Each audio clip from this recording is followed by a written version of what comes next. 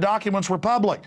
So we preached the enemy battle plan. Now it's happening. And now those time bombs, those seeds have been planted, but they are committed. Now, that's what I'm saying. This big collision is here. This great time is now here. We're in the fight because people were willing to be imprisoned and killed and tortured and set up. 40 years ago, if you talked about this, they would kill you. In many cases, because they were scared of the info ever getting out. Now it's out, they're trying to just manage it. So people need to understand, people died and were imprisoned and ridiculed and attacked. And old men and women handed out pamphlets 50 years ago about the coming New World Order and were laughed at, out in the rain in front of, buildings so that we could build on them. We've got an infrastructure 1,000 times what it was just 20 years ago.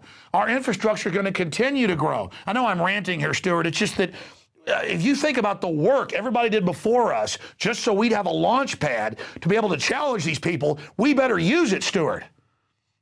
Absolutely, and of course, look at all the blood and sacrifice of our forefathers and everyone who struggled for human freedom for hundreds of years. I mean, all of it is on the line right now, and now it's our turn. It's our watch. It's our turn in the breach to stand up, shoulder to shoulder, and to defend the rights of our children and our children's children. Because if we don't, then they will be lost in darkness. And as you said, it's an illusion to think that you're going to be safe. Go, and you should all go and read The Gulag Archipelago by Solzhenitsyn. He talks about what happened in the USSR under communism, under a tyranny. Everybody was at risk. Stalin purged, mindlessly purged officers out of the military and in the police. No one was safe. It was an absolute tyranny over everybody, an arbitrary, bloodthirsty, raw exercise of power they called the Red Terror. Right, and look at the French Revolution. Same thing happened there. People who were chopping off the heads of the royalty and the priests, they wound up they're having their heads chopped off also. They succumbed to the guillotine too, because it turned into the reign of terror. It happens over and over again throughout history. It's unrestrained, raw power. That's what it is. That's right. Good people have to get together with constitutions, with conventions for the common defense of basic rights so that evil power can never amass in gangs to overrun us. It's so simple. And if you cast it down, which is now happening, you open the gates to hell. And it's happening, people. The gates are now open, and we're standing at the gate facing the New World Order. And it's I tell you, it's going to be an incredible confrontation, Stewart. It is, but all we have to do is remember who we are. We are not Germans. We're not peasants in China. We're not, peasants in Russia. We have a legacy and a history of fighting for liberty. Americans have always fought for liberty, and we will fight again. And so we will not be the Fourth Reich. We will not let that happen, not without a fight. So once again, choose now who you serve. You'll either be on the side of we the people, or you'll be a traitor on the other side, like the loyalists, like the redcoats that our forefathers fought against, and we will treat you the same.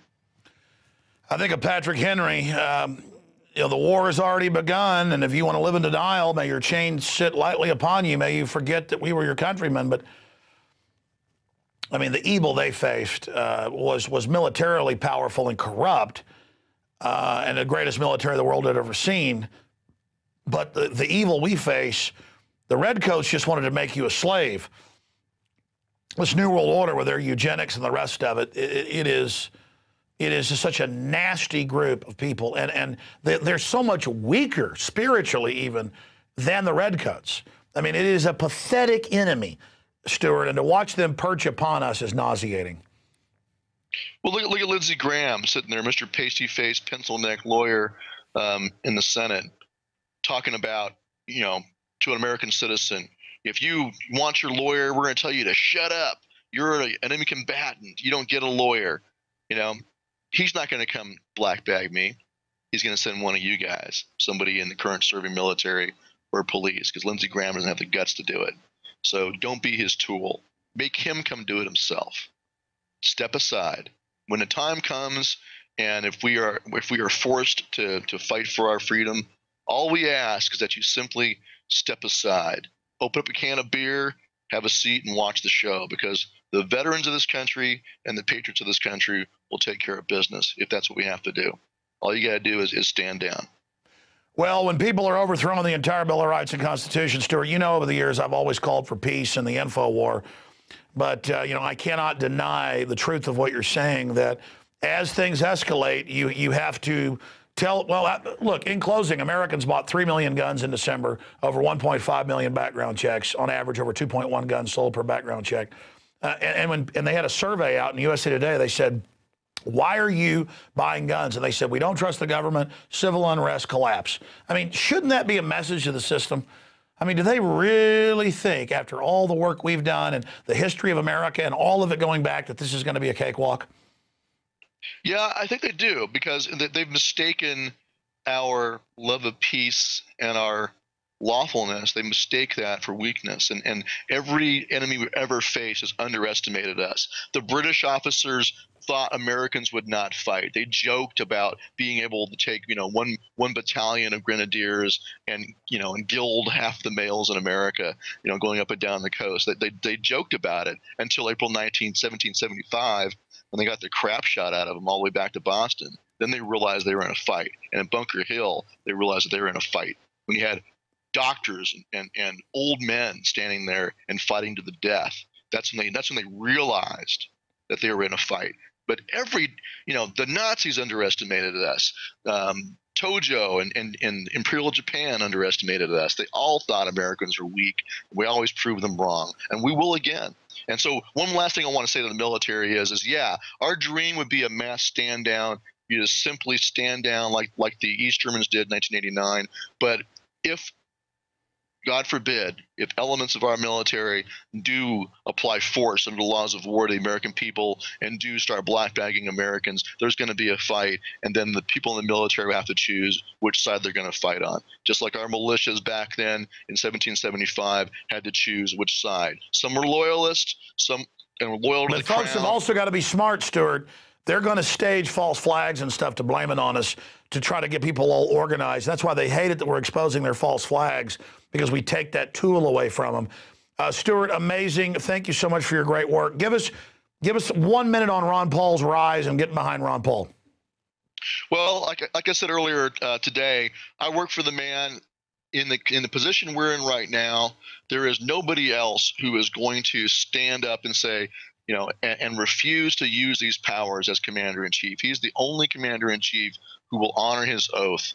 Obama has already shown that he will desecrate his oath. He doesn't care about it. He's already violated the Constitution grossly. Nobody else who's running for office has the integrity or the track record of standing up and defending the Constitution.